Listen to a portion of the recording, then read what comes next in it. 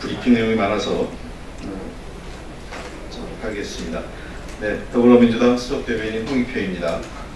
오늘 먼저 최고위원회 결과부터 간략하게 말씀드리겠습니다. 오늘 제16차 최고위원회에서는 지방의원 네트워크 및 교육, 정책 연구 개발을 위한 전국위원 산하의 여성지방의원협의회 및 청년지방협의회를 설치할 것을 의결했습니다. 또한 과거사 치유와 청산을 위해 역사 바로 세우기 특별위원회를 비상설 특위로 설치하고 위원장에 강창일 의원을 임명 의결했습니다. 네, 보고사항으로는 민생연석회의의 외부위원으로 현 직능경제인 단체 총연합회장인 재갈청균 현 한국외식업 중앙회장인데요. 회장을 위촉했고 민생연석회의의 간사는 김남근 변호사가 맡기로 했습니다. 그 다음에 중앙당의 자치분권 정책협의회 산하의 지방혁신균형발전 추진단과 이 추진단 산하의 접경지역 분과위원회를 구성하기로 하고 위원 구성을 최고위원회에 보고했습니다. 접경지역 분과위원회는 남북 간의 접경지역의 개발을 관련된 업무를 담당할 예정입니다. 지방혁신균형발전 추진단의 단장은 윤호중 사무총장이 맡고 부단장에 홍일학, 윤우덕 의원이 임명됐습니다. 추진위원은 강병원, 김성환, 황희, 맹성규, 권칠승, 이재정, 최인호, 이상원, 재윤경, 송갑석, 서삼석, 안호영, 조승래, 이규희, 이hu삼, 송기현, 오영훈, 김현권, 정춘숙 의원입니다. 추진단 산하의 접경지역 분과위원회 위원장은 윤우덕 의원이 맡고 간사는 김정은 의원이 맡기로 했습니다. 더불어민주당의 당원 제106조 규정을 보면 자치분권 정책협의회는 자치분권에 관한 당정 간의 정책협의 및 여론 수렴을 위하여 중앙당에는 당대표 직속으로 각 시도당에는 시도당 위원장 직속으로 자치분권 정책협의회를 두도록 되어 있습니다. 현안 브리핑 들어가겠습니다. 프란치스코 교황의 방북은 한반도 비핵화와 항구적 평화 정착에 새로운 전기가 마련되는 계기가 될 것입니다. 문재인 대통령이 프랑스 등 유럽 순방을 통해 한반도 비핵화와 항구적 평화 구축에 대한 국제사회 협력에 나섰습니다. 문 대통령의 이번 유럽 방문에서 가장 주목된 일정은 세계적 종교 지도자인 프란치스코 교황이 예방입니다. 문 대통령은 교황을 만나는 자리에서 9월 남북 정상회담 당시 김정은 북한 국무위원장이 밝힌 프란치스코 교황의 북한 초청 의사를 전달할 계획입니다. 프란치스코 교황은 금년 초 평창 올림픽 직전과 1차 남북 정상회담 전 별도의 특별 메시지를 낼 정도로 한반도 평화 정착에 그동안 각별한 관심을 보여왔습니다. 프란치스코 교황의 방북이 이루어진다면 그 자체만으로도 남북관계 개선과 한반도 평화 정착에 큰 도움이 될 것으로 생각합니다. 더불어민주당은 한반도 평화를 이끌고 경제 통상 협력 확대를 위해 더불어민주당은 한반도 평화와 경제 활력을 불어넣기 위한 문재인 대통령의 유럽 순방에서 외교적 성과를 거둘 수 있도록 적극 뒷받침할 것입니다.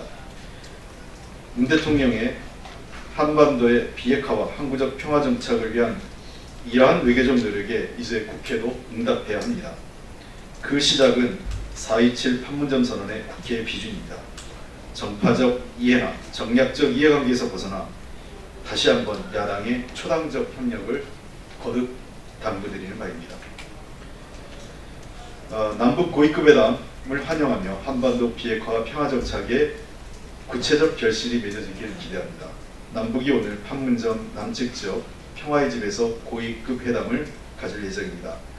고위급 회담을 통해 한반도 비핵화와 평화 구축 프로세스에 대한 보다 구체적이고 가시적인 합의가 이루어지길 기대합니다. 이번 고위급 회담에서는 4.27 판문점 선언과 평양 공동선언이 차질 없이 이행되고 실현되기 위한 후속 조치들이 보다 구체적으로 논의될 것으로 예상됩니다. 특히 올해 첫 공식을 갖기로 한 남북 철도 도로 연결 사업을 비롯해서 이산가족 상설 면에서 계속 평양예술단의 답방 공연과 2020년 하계올림픽 공동 진출 등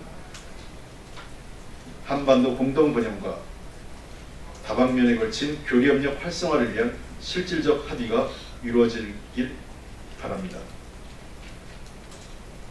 이제 국회가 이에 대해서 적극 나서야 합니다. 한반도 평화와 통일에 여야가 함께해야 됩니다. 다시 한번 판문점 선언 국회 비준을 통한 초당적 협력을 거듭 당부드리는 바입니다. 사법농단 핵심 인물인 임종원 전 법원행정처장에 대한 철저한 수사를 다시 한번 촉구하는 바입니다. 검찰이 오늘 양승태 대법원 사법농단의 핵심물인 임종원을 피의자 신분으로 소환했습니다. 사법농단 수사 4개월 만입니다. 매우 늦었다고 생각합니다. 임 전 차장은 양승태 대법원장 시절 기획조정실장과 차장을 법원행정 차장을 거치며 양승태 전 대법원장과 수시로 독대하면서 사법농단 사건을 직접 지시받은 것으로 알려진 인물입니다. 특히 당시 박근혜 청와대와 논의하며 일제 강제징용 사건을 고의로 지연시키는데 직접적으로 관여했던 것으로 전해지고 있습니다. 법관으로의 양심과 정의를 내팽개친 행위는 이뿐만이 아닙니다. 정교조 법외노조 사건의 항소 이유서 대필, 원세훈 전 국정원장 재판, 법원 공보관실 운영비를 현금화하여 비자금을 조성하고 또 상고본에 반대한 판사에 대한 뒷조사 지시, 부산 법조비리 관련 재판 개입 등 셀 수 없이 많은 사법농단 사건에 연루된 것으로 알려지고 있습니다. 임 전 차장을 시작으로 양승태 대법원의 사법농단 주요 연루자들에 대한 철저한 수사를 다시 한번 부탁드립니다. 이를 통해 무너진 사법정의를 다시 세우고 국민적 신뢰를 회복할 수 있기를 간절히 바랍니다. 또한 이와 함께 국회 차원의 국정조사를 통해 양승태 사법부의 사법농단과 법원의 수사방 행위를 철저히 파헤치는 것도 필요하다고 생각합니다. 또한 특별재판부를 통해서 이번 사건을 엄정하게 다루는 것도 적극 검토해 나갈 것입니다.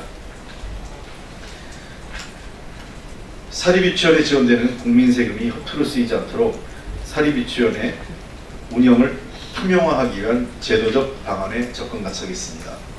더불어민주당의 박영진 의원이 비리가 적발된 사립유치원들의 명단을 공개한 이후 그 파장이 일파만파로 커지고 있습니다. 자라나는 아이들을 위해 쓰여야 할 국민 세금이 일부 사립유치원 원장과 운영자들에 의해 부정하게 사용된 것에 국민적 분노가 높아지고 있습니다. 사립유치원은 누리과정 지원금 등으로 매년 2조 원을 지원받고 있습니다.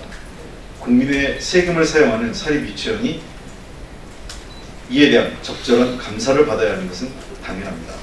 또한 사립유치원은 학원이 아니고 유아교육법, 사립학교법에 따라 정부의 감독을 받아야 하는 엄연한 교육기관입니다. 우리 아이들의 미래를 위해서 반드시 사립유치원에 대한 전수조사와 함께 이후 그에 따른 책임을 물어야 할 것입니다. 정부는 학부모들이 안심하고 아이를 맡길 수 있는 교육 환경을 마련하는 데 최선을 다해주기 바랍니다. 더불어민주당도 정부와 함께 이런 일이 재발되지 않도록 사립유치원에 대한 투명성 제고를 위한 제도적 방안 마련을 위해 적극 나설 것입니다. 이상입니다.